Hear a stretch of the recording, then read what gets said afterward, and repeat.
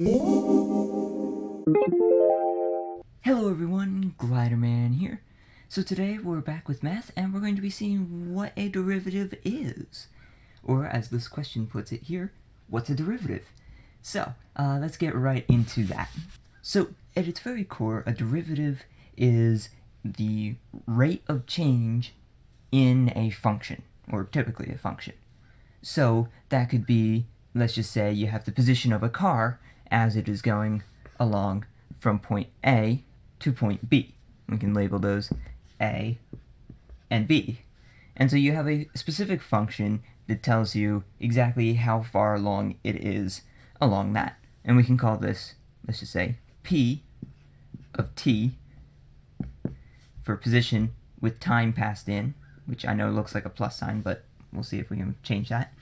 So position with respect to time, and we'll say that that's 20t, just for a little bit of variety there.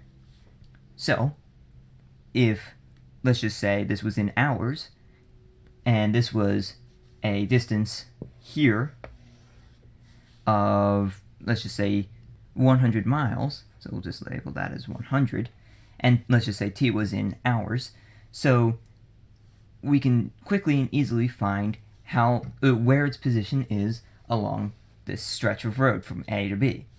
So we can say, well, if we passed in 1 hour, that would be 1 times 20, so that would be 20, and that would be right about there.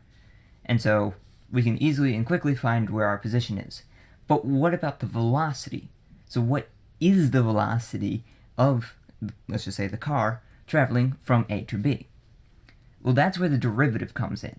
And the derivative can allow you to easily and quickly figure out exactly what the change in whatever the above function is. So we denote the derivative of a function by giving it a little tick mark. So we can do p of t, but we give it a little tick mark there. And so we use that to signify that that's a derivative. A second derivative, which we'll get into later, would simply be 2 tick marks, like that. Third derivative would be 3 tick marks, like that. And from there on, I believe there's a specific notation to allow for ridiculously high derivatives. So let's just say for this one, you've got the position, and then you've got the change in position, or velocity, and then the second derivative would be the change in velocity, which would be acceleration, and I don't even know what would be the third one there. There might not be one. So that's just, saying this is the change in acceleration, this is the change in velocity, this is the change in position. So, let's get into what, in this case, the velocity of this function would be. And we'll define that as a new function, so we'll call that v of t, and we'll set that equal to the position's function's derivative. And we can say that like that. So we can basically think of the velocity at a very specific time using this function here. And I'll just draw a big massive divider there. And so it's basically the position function at t plus some very small amount of time, which we'll call delta t. And then we'll subtract the position function at just t. So there is a very small difference, theoretically. And delta t does not equal 0, but we can say that that's approaching 0.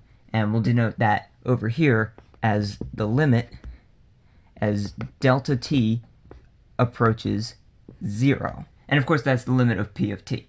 And that's of course equal to this. However, we need to make sure, because this is a divider, that for that time that's very small there, that we also divide by delta t. And that will give us the exact change there. So that's the basic definition of a derivative. However, that can be a little bit hard to remember, and then it's tricky to work out. And typically you need to find a way to remove variables that cross each other out and equal 0. However, there is a much easier way to do it, and that is using this function directly. So, with this 20t, or the p of t equals 20t, what we're going to be doing is we're going to take the exponent that is here. In this case, you can think of this as t to the power of 1. So what we're going to do is we're going to take that and put that straight on the front. So that'll be 1 times 20 times t. And then what we need to do is we need to subtract 1 from this 1. So that's going to, of course, be 1 minus 1. Now we can simplify this. We know that 1 times 20 is just 20. We'll just put in a little equal sign there. So that's 20 times, well, what's t to the power of 1 minus 1? Well, that's t to the power of 0. What is t to the power of 0? That's 1. So we can see that this now equals 20. So the derivative of this position function is just 20. Now technically that t of 0 is still hanging around, and that can be useful for taking more like derivatives, such as the second derivative, where you have the acceleration. And we won't quite worry about the t of 0 anymore, because now that's just 1. So, now we know that the derivative of the position function, or p of t, is that. However, we also know that that's the velocity. So, let's just erase all of this stuff real quick. So we know that the velocity function is just equal to 20. So no matter what time it is, the velocity will always be 20.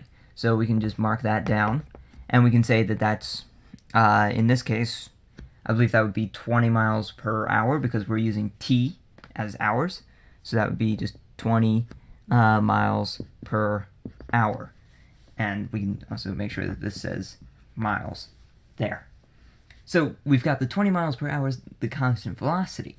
And that's how we do the derivative. And this was a relatively simple example, so now we're going to do a little bit of a harder example. So let's just say that we had a function, and we'll say that this function was f of x. Something like that. And then we had that as 2x squared plus 5x plus 7. Okay? So that looks kind of big and scary. How are we going to take the derivative of that? Well, basically, we just break it down into these little different functions here. So, for the derivative, which we'll mark as f prime of x, which is kind of how you can also say that little tick mark, we'll say that equals, well, let's just take this 2, bring it to the front. So that's 2 times 2x. 2 minus 1 is just 1. And then for here, it's plus 1 times 5, because there's technically a little hidden 1 there. So that will be plus 1 times 5. And then x to the power of 1 minus 1, well, that's just 0. And then we get to the 7. Well, what do we do there? Well, we know that x to the power of 0 is technically there, because x to the power of 0 is just 1, and 1 times 7 is just 7. So we take this 0, and we drop that to the front, so plus 0 times, and then 7, and then x, and then 0 minus 1, well, that's just negative 1. But this entire thing is equal to 0, and we can start to do the simplification. So, let's just go to another line. So f prime of x. So 2 times x, that's just 4x. We don't need to worry about putting that 1 there. And then we've got plus 1 times 5 times, in this case, that is considered 1. So plus 5. And then here, we've just got the 0 times everything else. So we don't even need to worry about what the x to the power of negative 1 is. We just know it's 0. So we can just mark that down as plus 0, or technically we can just erase that, because that doesn't actually exist anymore. And that's just the derivative of this. So that tells you how that function changes at a specific x value. So we can move on to a more so general rule for how the derivative is taken. So we can simplify this rule by, let's just say, taking f of some value x. We know that that's x to the n, and then we can easily figure out the derivative of that using this simple function. So we've got the f prime of x, and that's equal to just simply bringing down the n value that's there. So that's n, and then we multiply that by the x, and then that's raised to the power n minus 1. We can even put parentheses around that in order to make sure that that's stuck together there. But that is the basic function of how a derivative works, and I hope this helps. If it does, consider subscribing to the channel, and I'll see you guys in the next video. Bye!